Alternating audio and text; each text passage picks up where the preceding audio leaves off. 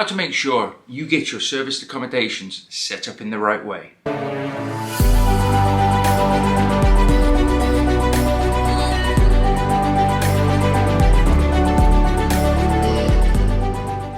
Hello, my name's Mark Fitzgerald. It's great to have you joining me here today. So today on this episode we are going to cover how to set up your serviced accommodation units, making sure that you don't skip anything, making sure that you're always moving in the right direction, because there are going to be lots of legislations coming in to the serviced accommodation industry.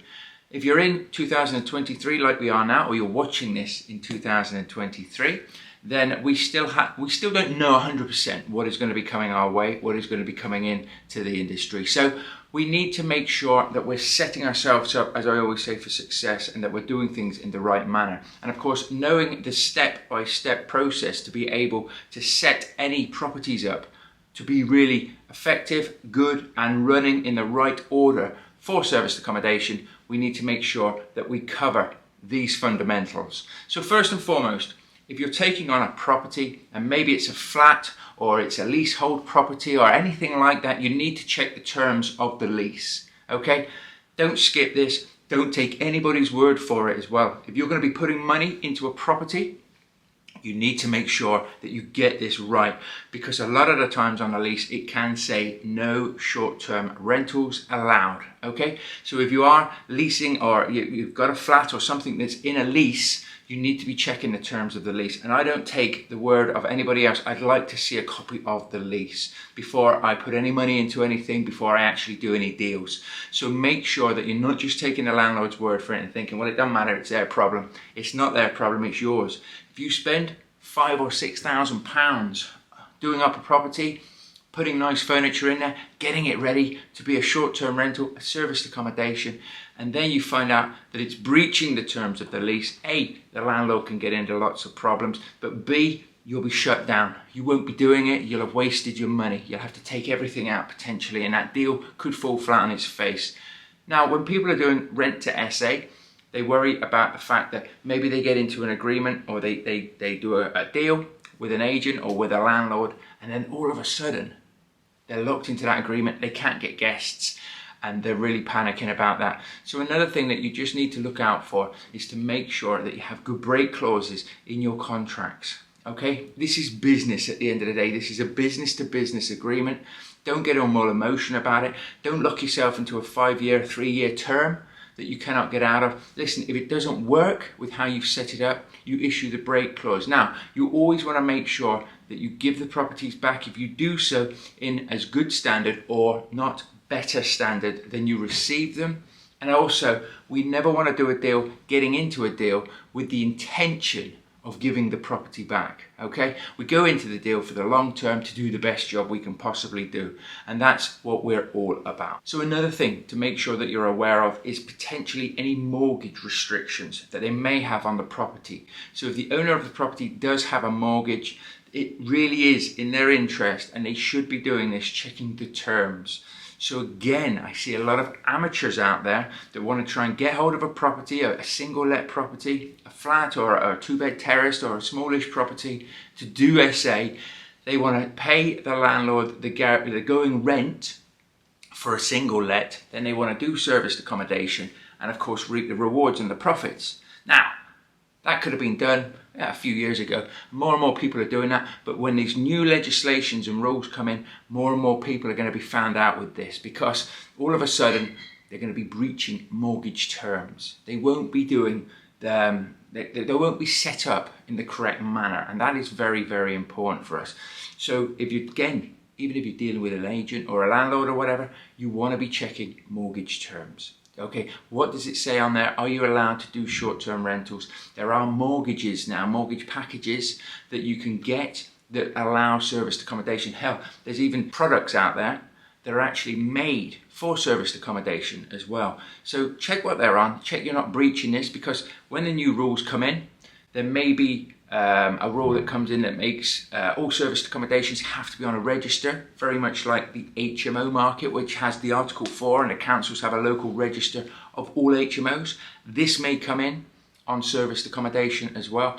If it does, then you'll have to register, maybe even have a license to run serviced accommodations. Okay, we're not 100% sure on this yet, but something like this will probably happen because then they've got a bit more control over what's happening out there. There's a lot of cowboys out there that aren't doing this very safely or very well in the SA market.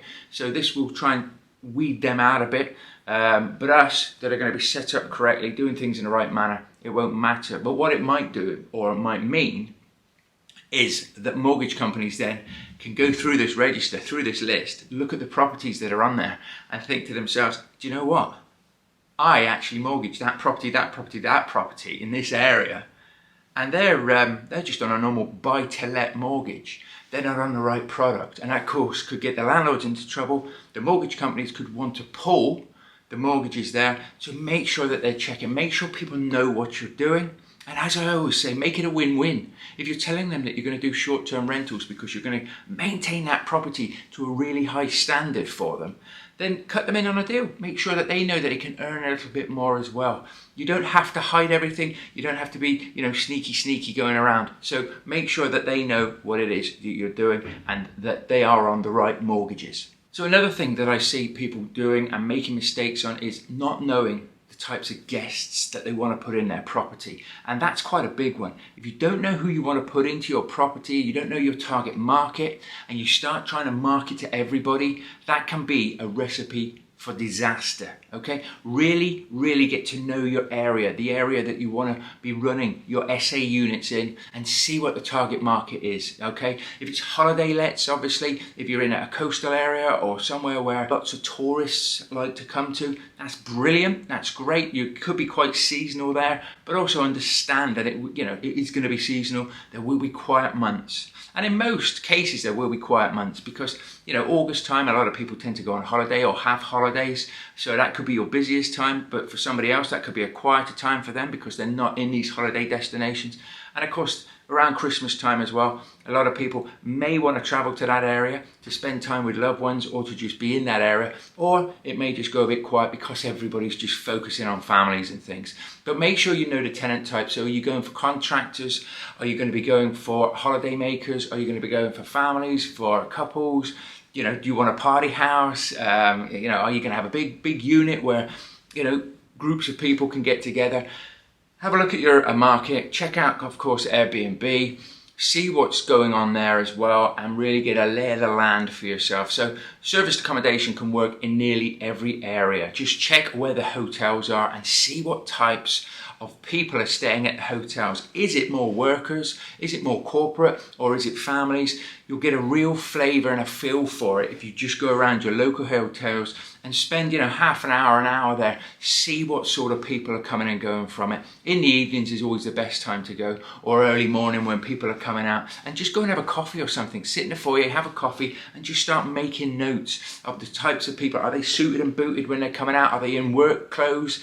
Are they families with lots of young ones coming through? Get a real feel for it and be the professional of your area, and this will really help you because you need to be attracting the right type of tenant to get the right type of bookings, to guarantee yourself success, to guarantee that you're going to be making the profits that you want, and it will get rid of the worry as well. And I see people even in London or all across the country, when they start to get this right, they start to get block bookings, they get longer bookings. You can see that they've got a spring in their step, they're happy. But why? Because they're making good money. They know what works in their area, how it works in their area, and it's a market that is absolutely booming at the moment. But if you try and market to everybody, chances are you're going to get very slow bookings. You're not really going to know what you're doing in the sense that you're going to get the wrong people in your property that could make a mess of it, that could really rock the boat and upset everything, and you don't want that. So also when you're starting out and maybe funds are tight,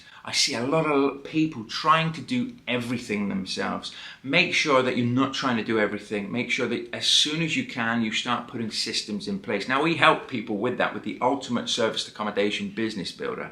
As it says, we help you build a serviced accommodation business that not only works with you for you to be able to build up, but you can also systemize and get the right people in. So if you're interested in anything like that, equally, if you're interested in our free How to Set Up a Serviced Accommodation Guide ebook, visit thepropertyunleashed.com, download your free guide. It's there to help you. We also have some masterclasses there on rent to rent, HMOs, serviced accommodation, so you can do those for free. And of course, if you want to step it up and you want coaching and help, we offer that as well. That is at thepropertyunleashed.com.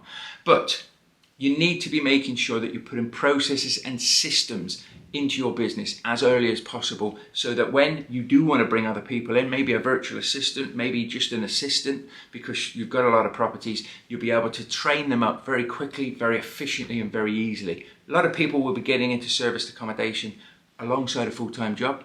So if that's you, make sure that you put these systems in place so that you can start giving them giving the work out to a PA, to a VA, as I say, or somebody that you can help you in your business. You can continue to work, continue to bring that money in, gives you that peace of mind when you're setting things up. In the beginning, it will be very busy, it will be very noisy, and it will be very difficult. But once you get over those challenges, and as long as you know what you're doing, and you follow in the footsteps of others that have already done what it is you want to do, and aren't just one-dimensional, people that have done this and built up businesses. I mean, as I say, in our training products, the lead coach for our serviced accommodation has over 350 SA units. He's not just got a handful of units and then he's going to tell you how to get a handful of units. He's going to show and systemize your business with you, so to speak, and show you how you can go from nothing to 350 units if you want to, and completely change your life and build a business to be proud of. But you need to start doing this, whether you do this on your own or not, and putting systems in place, trainings in place, and making sure that you're not running around doing everything. You need good linen, you need good cleaning, and you need a good handyman or maintenance team around you.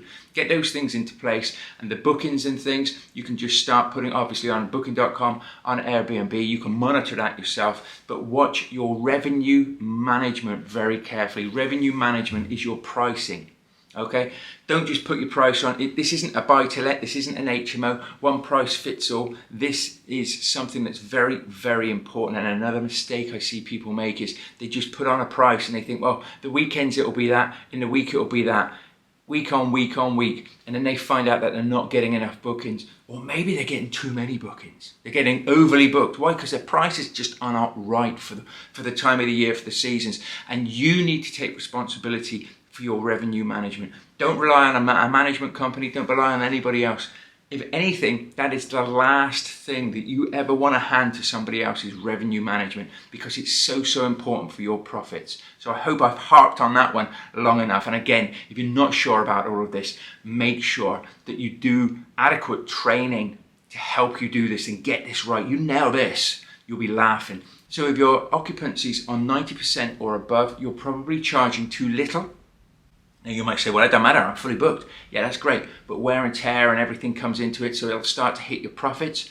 And if you're under, I'd say, 65%, you may be charging too much. So you need to get that fine balance of really in the 70s to 80s. That is a little sweet spot. If you've got 100% occupancy because you've got block bookings, brilliant. That's normal. But if you're getting little bookings and you're in and around the 70 to 85%, you are in the sweet spot area, okay? And wear and tear shouldn't be too high. And just remember, last but not least, this is a serviced accommodation. We offer a service. It has to be VIP. It has to be. We have to look after guests. We have to make sure that they feel welcome, that they feel loved, that they know exactly how to do things, how things operate. And of course, with feedback, with messaging before they get to the properties, is it very, very clear how you access the properties? Is it very clear what is around the area? Really go above and beyond with your service. Now, I'm not saying you have to meet everybody on the door, shake their hand and welcome them in,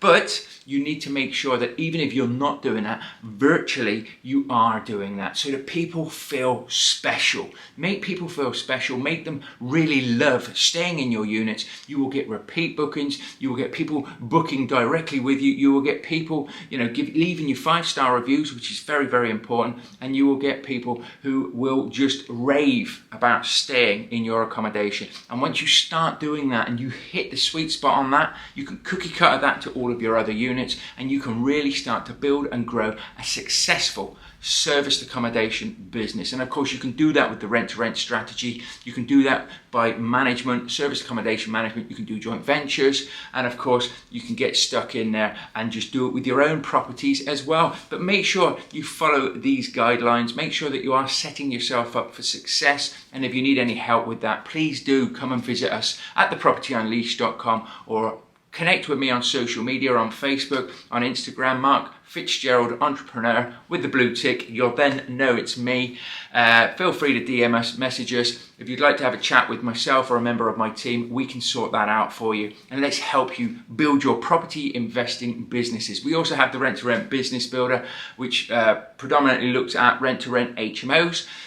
So if you're interested in any of those, go and get the free guides, free masterclasses, and come and join us. Reach out to us and let us know what you think of this. If you have enjoyed this episode, please feel free to share it, like it, and rave about it yourself. We are here to help and support you. So I hope you've enjoyed this episode. I look forward to you joining the next episode right now. You take care. Bye for now.